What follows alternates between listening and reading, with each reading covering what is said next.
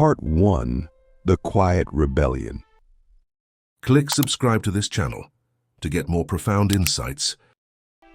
There's a certain kind of man who doesn't make noise, yet shakes the foundations of the world. He lives simply, speaks rarely, and owns less than most, but he possesses something that terrifies the entire structure of modern civilization. He cannot be bought. The moment he steps off the well-paved road of consumption and accumulation, he becomes something incomprehensible to a society built on endless wanting. He is no longer predictable, no longer vulnerable, no longer part of the game. Why does this man terrify us? Because he exposes the lie that money leads to freedom, the lie that success is measured in numbers, the lie that more means better. He lives outside the algorithm, outside the chase, outside the matrix. And that makes him dangerous not because he attacks the system, but because he renders it irrelevant.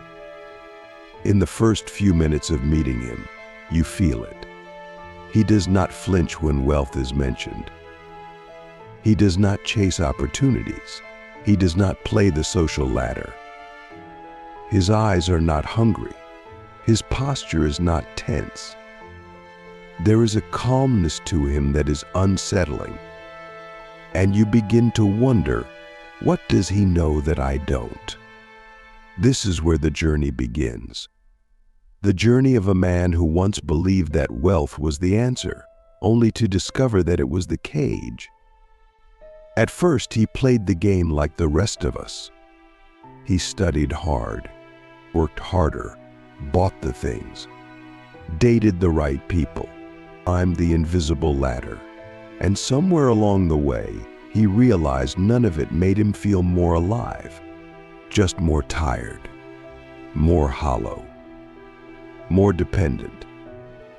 This moment when the illusion breaks is the start of the most dangerous transformation a man can undergo. He begins to ask forbidden questions. Not just do I need this car, but why did I ever believe this car would make me whole? Not just can I afford this lifestyle, but what does this lifestyle cost me in freedom, in spirit, in time?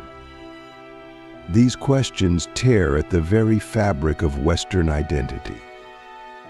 Socrates warned us, he who is not contented with what he has would not be contented with what he would like to have. But we ignored him. We told ourselves that happiness was just one more zero away, one more promotion, one more house, one more dopamine hit. And yet, even as we got more, we felt less. Wealth became something we worshipped, but never questioned. The man who turns away from wealth doesn't do it out of poverty. He does it out of clarity. He has seen that wealth is not evil, but it is addictive. It begins as a tool and ends as a master. It seduces us with comfort, then enslaves us with maintenance. First it offers choice, then it narrows our vision. And before we know it, we are no longer living, we're just managing. This man decides to stop managing and start living. He sells the house, closes the business, downsizes the wardrobe, deletes the apps. He returns to something primal. He doesn't need a minimalist label. He doesn't call it an aesthetic. For him, it's not fashion, it's freedom. And in that freedom, something beautiful begins to bloom, clarity. Without the noise of money, he begins to hear himself again. His thoughts, his instincts, his buried dreams. For years, these were drowned beneath the roar of ambition. But now, in the silence of simplicity, they rise. And he begins to follow them not for a return on investment, but for a return to soul. This is where society begins to panic, because every man who breaks free becomes a mirror. He reflects back to us everything we've avoided. He shows us that it is possible to live with less and be more, and to let go and feel lighter, to stop chasing and still feel whole. And that terrifies a culture built on comparison and consumption. If more is no longer better, then the entire machine loses its meaning. Have you ever truly asked yourself, what am I working so hard for? Who told me that success looks like this? What would I still do if I had nothing to prove? Most people never ask these questions. They're too busy surviving, too busy upgrading, too busy pretending. But the man who walks away, he dares to ask, and in asking, he becomes dangerous. He doesn't need your job offer. He doesn't want your approval. He doesn't envy your possessions. That makes him impossible to manipulate. He cannot be incentivized or threatened. And in a world where everyone has a price, the man without one becomes untouchable. Diogenes, the Greek philosopher, lived in a barrel and mocked the rich for their dependence. When Alexander the Great visited him and asked if he could do anything for him, Diogenes simply replied, "Yes, stand out of my sunlight." That is the power of a man who needs nothing from kings. That is the power of a man who owns himself. But let's be clear, this path is not about deprivation. It's not about rejecting wealth out of bitterness. It's about transcending the illusion that wealth equals worth. It's about realizing that freedom, peace, love, and purpose cannot be bought but must be remembered. And once remembered, they require very little to sustain. This man, now free from the chase, begins to create not to impress, but to express. He writes, he builds, he mentors, he serves, not for fame or fortune, but for alignment. His joy is not in being seen, but in being real. And his wealth is not in what he owns, but in what he can live without. The ancient Taoists called this wu-wei effortless action, the ability to move through life with flow, not force. This is what the man who rejects wealth eventually taps into. He no longer hustles. He no longer grinds. He simply moves from inner clarity. And that movement is more powerful than any corporate strategy or financial scheme. So what does this man do when he wakes up?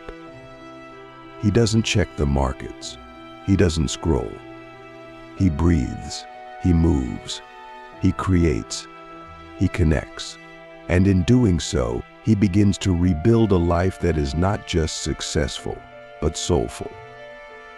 Not just productive, but peaceful. He teaches not through lectures, but through presence. His children are drawn to him not because he buys them things, but because he sees them. His partner trusts him not because he earns more, but because he shows up.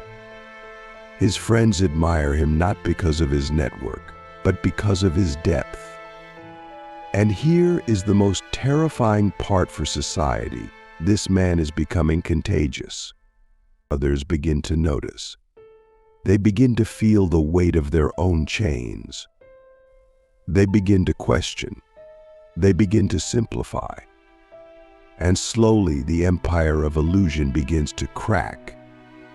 Not because of revolution, but because of realization. Because when enough men walk away, the system no longer holds. So ask yourself, do I own my life or does it own me? Would I still be me if everything I had was taken away? Am I building a prison with gold bricks? These are not easy questions, but they are the questions that free men ask. And the moment you ask them honestly, you begin to change. You begin to terrify society. Part 2. The collapse of the illusion. There is a moment, brief, but unmistakable, when a man who has tasted the wealth of the world realizes it did not feed his soul. It is not a dramatic breakdown. It is more subtle, more dangerous. A quiet resignation from the game. He does not rage against the world. He simply stops believing in it. And that disbelief is far more powerful than any protest. Because belief is the engine of society and withdrawal is the revolution. You see, society is not built on wealth. It is built on the pursuit of wealth, the chase, the hunger, the endless dissatisfaction. If every man stopped wanting more, the system would collapse overnight. There would be no need for marketing, for manipulation, for manufactured desire. A man who wants nothing cannot be sold anything. And when enough men stop buying, the empire begins to tremble. This is why the man who rejects wealth is treated like an anomaly. He is misunderstood, ridiculed, even feared, not because he is wrong, but because he is free. His very existence challenges the narrative. He is living proof that what we've been told to want may be the very thing that enslaves us. Blaise Pascal once said, "All of humanity's problems stem from man's inability to sit quietly in a room alone." But what if a man not only sits quietly, but thrives in that silence? What if he finds peace, clarity, and meaning without needing more? That man becomes a threat not through action, but through being. Let's go deeper. This man has not escaped the world. He has simply seen through it. He sees how we are conditioned from birth to associate success with accumulation. How school trains us not to think, but to obey. How we are taught to chase security, even when it costs us our soul. He sees how desires are not born within us, but implanted. And once he sees this clearly, he cannot unsee it. At first, he feels alone, because everything around him is still moving at full speed, rushing, buying, comparing. But slowly, he finds others, quiet men, intentional men, men who are building lives from the inside out. They are not loud, they are not viral, but they are real, and reality, once tasted, makes illusion unbearable. This is where the transformation deepens. The man who once measured himself by numbers, income, followers, square footage, now measures himself by something else: peace, integrity, presence. He asks different questions. Not how can I make more, but what do I truly need? Not how do I win, but what am I sacrificing to play this game? Not how do I look, but am I living from truth? And then comes the unraveling. He begins to see the invisible costs of wealth, the anxiety, the performance, the constant maintenance of image and lifestyle. He sees how many men walk around with full bank accounts and empty souls. How wealth often isolates more than it connects. How it becomes a buffer between man and meaning. And he begins to let go, not out of failure, but out of wisdom. As Epictetus wrote, wealth consists not in having great possessions, but in having few wants. This is the wisdom ancient men knew. That simplicity is not lack, it is liberation. That freedom is not in owning many things, but in needing very little. And that the richest man is not the one who has the most, but the one who is owned by nothing. But understand this path is not glamorous. It is not Instagrammable. It is raw. It is lonely. It is often invisible. Because society does not celebrate the man who walks away. It celebrates the man who plays the game. The man who climbs the ladder. The man who performs success. But the man who no longer needs the performance, he becomes a ghost in the system. He watches the world with clear eyes. He no longer reacts to trends. He no longer chases attention. He is not in a rush. He is not trying to win. Instead, he begins to live on his own time. He begins to cultivate something society has no measure for: depth. And in that depth, he finds a kind of wealth that cannot be stolen, taxed, or tarnished. This is when the second terror begins. Because now, he is not just free, he is wise. And wisdom is even more dangerous than freedom. For wisdom cannot be bought. It cannot be controlled. It cannot be reproduced by the algorithm. And a wise man, living simply, becomes a living question mark. Why does he smile more with less? Why does he speak less, but say more? What does he know that we don't? And here's the answer. He knows that the world outside will never satisfy the hunger inside. So he begins to feed the inner world. He meditates, reflects, reads ancient texts, learns the language of silence. He begins to understand his own mind, not to control it, but to free it. And from that freedom, he starts to act not from greed, but from purpose, not to gain, but to give, not to impress, but to express. At this point, something miraculous happens. People begin to follow him, quietly, not because he asked, not because he promised anything, but because his life becomes a compass. And those who are tired of the chase begin to feel something stir, a memory, a longing, a truth buried beneath years of noise. Have you felt it? That subtle ache inside when you look at your life and realize you've been chasing the same things as everyone else but still feel unfulfilled? That quiet voice that says, there must be more than this. That feeling is your soul knocking. And the man who rejects wealth is the one who finally opens the door. But make no mistake, this is not about becoming poor. It is about becoming rich in a different currency. Time, attention, energy, love, stillness, truth. These are the new forms of wealth. And they require a different kind of discipline.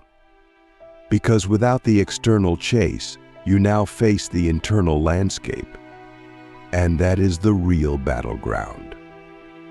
The man who walks this path begins to understand that true richness is not about escape, it's about embodiment.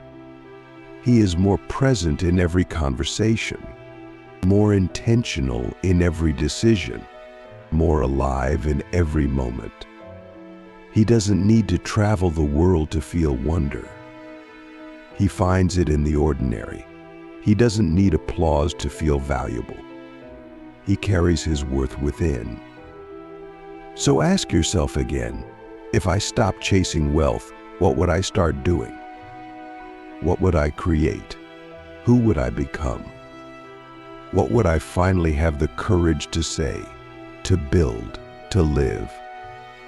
These are the questions that society hopes you never ask. Because once you do, the game is over, and a new life begins. The man who rejects wealth doesn't disappear. He just stops living by default. He begins to live by design, a design rooted not in ego, but in essence. And in doing so, he becomes the most powerful kind of man alive, a man who is no longer afraid to lose because he has already let go. Part 3. The man who walks through the fire and smiles. By now, you've seen the truth. The man who rejects wealth is not poor. He is powerful because he has stepped off the hamster wheel that most people spend their entire lives running on. And unlike the world around him, he is no longer hypnotized by the illusion of more. He has walked through the fire of detachment and emerged not empty, but full of clarity of peace of life. But here's what most people don't understand. Rejecting wealth is not about hating money. It's about refusing to let money define you. It's about seeing wealth as a tool, not a trophy, as something to use, not something to worship. When you no longer crave money to feel whole, you become the most dangerous man in the room. Because nothing owns you, nothing holds you hostage. Nothing can bribe you, silence you, or steer you off your path. You become incorruptible. That word shakes the foundations of the world. A man who cannot be corrupted is a man who cannot be controlled. And in a society where nearly everything is for sale, opinions, votes, values, even identities, that kind of man becomes a force of nature. He doesn't yell. He doesn't need to. His presence alone is enough to disrupt the illusion. You see, society isn't afraid of poverty. It's afraid of self-ownership. It's afraid of the man who needs nothing from it, because that man cannot be manipulated with shame or status. He cannot be lured with luxury or leverage. He is outside the reach of the system and yet walks within it like a ghost, watching, understanding, choosing, but never submitting. This man terrifies society because he exposes the cage most people live in without ever seeing the bars. He walks into a room and people feel it, his peace, his power, his detachment. He could have more. He could climb, dominate, conquer. But he chooses not to. And that choice is what baffles everyone. Because deep down we all know the truth. If we could stop chasing wealth and still feel worthy, we would. But we can't, because we've tied our worth to the chase. And that's the prison. So when a man breaks free, he becomes a threat not through violence, but through example. But this freedom doesn't come cheap. It costs everything that isn't real. It costs your ego, your image, your need to be admired. It costs your dependency on applause and affirmation. It costs comfort. Because walking away from wealth as identity means walking into uncertainty, into solitude, into the rawness of life. But it's in that rawness that the transformation takes place. You become someone who cannot be shaken. When you no longer fear losing what society told you to value, you begin to build your own values. You start defining success by how honest you are, not how rich. You measure your days not by how much you earn, but by how much you feel, give, learn, and live. You become sovereign not because you dominate others, but because no one dominates you. This is when you begin to scare the system in a new way, not just as a rebel, but as a builder. Because now, you're not just rejecting wealth. You're replacing it with something deeper. You begin to build a life that is rooted in truth. You create things that matter. You speak words that heal.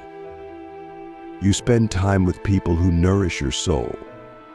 You start projects not for profit, but for purpose. And ironically, often, without even trying, abundance flows to you anyway. Why? Because people are hungry for authenticity, and you've become a source of it. And that is the final paradox.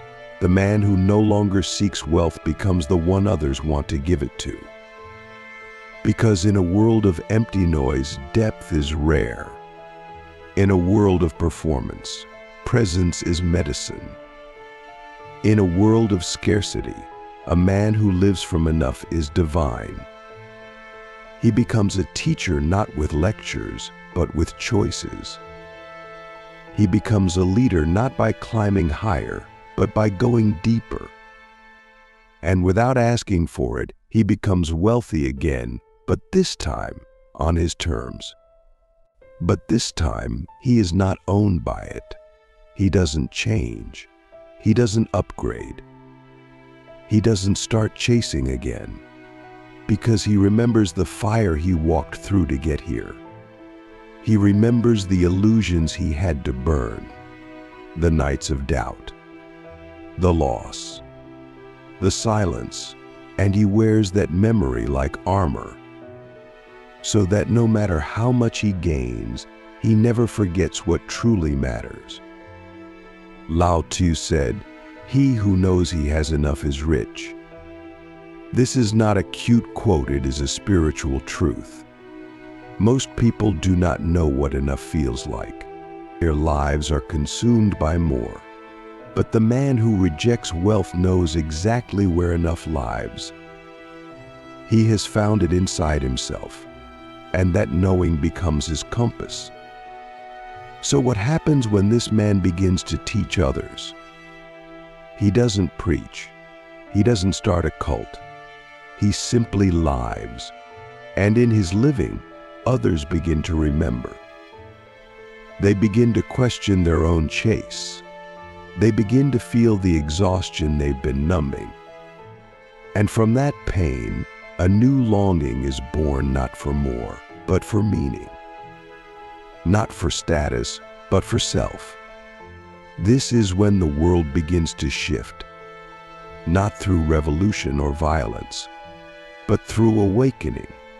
One man at a time, one choice at a time, one truth at a time. Because when enough men walk away from the illusion loses power. And in its place, something real begins to grow. Something ancient, something wild, something free. And that's why the man who rejects wealth terrifies society. Because he is the seed of a new civilization. Not one built on greed, but on groundedness. Not one built on consumption, but on consciousness. Not one built on power over others, but on power over self. So here's the final question, one that no one else can answer for you. What would your life look like if you were no longer chasing wealth, but living from wisdom? Sit with that. Feel it. Let it rearrange you. Because that's the path. That's the fire. And that's where true wealth begins.